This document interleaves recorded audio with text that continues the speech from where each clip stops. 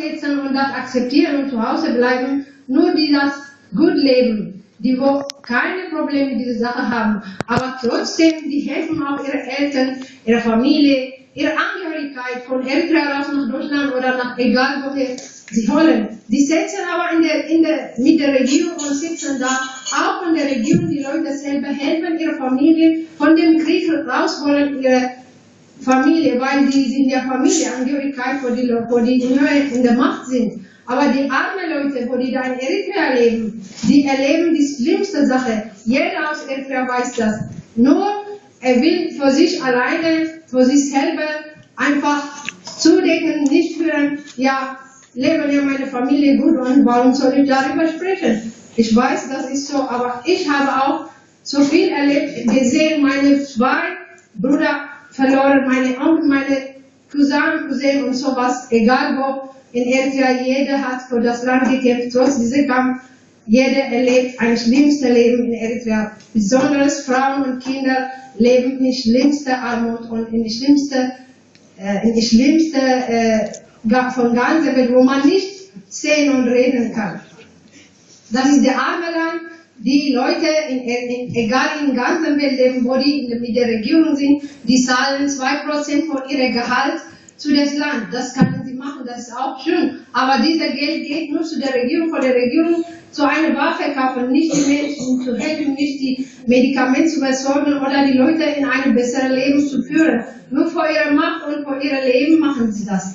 Und das habe ich erlebt, gesehen, egal er versteht oder nicht, das ist die Wahrheit. Jeder kann im Internet schauen, in das Land auch selber gehen und schauen. Da gibt es auch deutsche Leute, wo die Dokumentarfilme gemacht haben, in jedem Internet. Ich habe es nicht gewusst, dass ich auch meine Computer mitgebracht und Film gezeigt. Das ist sehr schlimm in Eritrea, wo die Frauen erlebt haben, diese Beschneidung und sowas ist das ganz die Niedrigste. Nur, dass die Frauen, was sie erleben, was mit ihrer Familie, was mit ihren Kindern passiert. Jeder Kind ab 10 Jahre alt kann nicht raus von Eritrea, weil das gehört zu der Regierung. Wenn irgendwas ein Krieg kommt, sie sind immer bereit, unbefristete Militärdienst gibt nur in Eritrea. Ich habe nie in der ganzen Welt gesehen. Der Eritrea ist genannt worden wie der nordkoreanische Pressefreiheit gibt nicht, Religionfreiheit gibt nicht, Meinung äußern gibt nicht. Nur eine Partei, eine Regierung, ein Mann. Der ein Mann hat alle Macht, egal wo. Die Leute, ich kann mit den Namen nennen, wo die alle Kinder, alle in dem Militär einfach einrichten, ohne was zu fragen, warum sind diese Leute getötet werden. Über Frauen? Ja, über alles. Lasst uns nicht sprechen, bitte. Das geht doch nicht. Ich will bitte reden, Vortrag halten kann. Sie sprechen das untereinander. Das geht doch nicht. Wenn Sie nicht verstehen, wenn Sie nicht wollen, Sie haben Zeit, dann können Sie wieder fragen. Erzähle ich die Geschichte Eritrea. Also ich darf jetzt hier mal um Ruhe bitten. Wir haben uns die Veranstaltung so überlegt, dass erst die Referentin spricht und dann gibt es die Die Möglichkeit. lassen nicht zum Sprechen. Die Männer lassen nicht zum Sprechen. Das geht doch nicht. Das ist Frauenfall. Meine Damen und meine Herren, hier ist ein zweites Mikrofon. Das gibt man jetzt einfach rum. Jeder Veranstaltung, Moment mal. Das ist die Moderatorin. Ja, das ist schon klar. Sie machen die Veranstaltung. Ich bin hier der Hausmeister und ich möchte nicht, dass es eskaliert wie das letzte Mal. Das ist die Moderatorin. Ja, dann müssen Sie Leute herausschicken. Ich habe eine kleine Frage. Ich habe gerade gesagt, was wir uns überlegt haben und die Referentin hat jetzt die Möglichkeit weiterzusprechen und wenn Sie damit nicht einverstanden sind, müssen Sie sich das ja auch nicht anhören. Jetzt leise.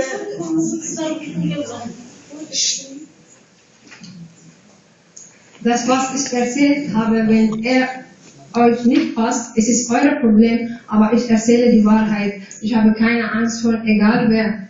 Ich bin ein Mensch und jeder hat seine Zeit, lebt und stirbt. Auch der Präsident in Eritrea, er wird auch irgendwann mal sterben.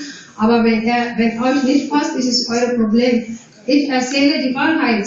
Und jeder von euch, ich kenne auch von euch auch, dass Jeder hat seine Familie geholfen, egal wie, egal was. Aber die sind mit der Regierung zusammen und die machen das. Aber eure Kinder, eure Familie, eure Frauen, eure Schwester, eure Mutter, wie leben die da? Weil ihr hier seid, ihr könnt eure Familie beschützen. Aber die armen Leute, wo die gar nichts haben, wo die 6 Kinder hat und dass sie ihre 3 Kinder im Krieg verloren hat.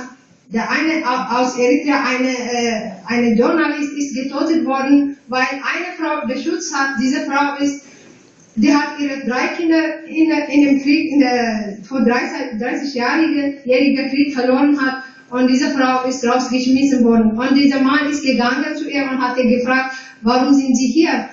Ich habe keine Kinder, ich habe kein Geld, weil ich keine Miete gezahlt habe. Ich bin raus von meiner Wohnung. Dann sie ist alte Oma und die ist draußen geschmissen worden. Dieser Journalist heißt, der kenne ich ihn, er ist auch meine Verwandte, er ist raus. Deswegen ist er dann, das hat sein Leben gekostet. Und solche Sachen wollen nicht hören. Diese Frau ist rausgeschmissen worden von ihrer Wohnung, weil sie keine Miete zahlt. Wer soll diese Frau beschützen? Diese Frau soll sterben. Sie hat ihre 3 Kinder in Krieg verloren. Das bedeutet in Eritrea, ein Mensch, wenn wegen dieser Land gestorben ist, das ist seine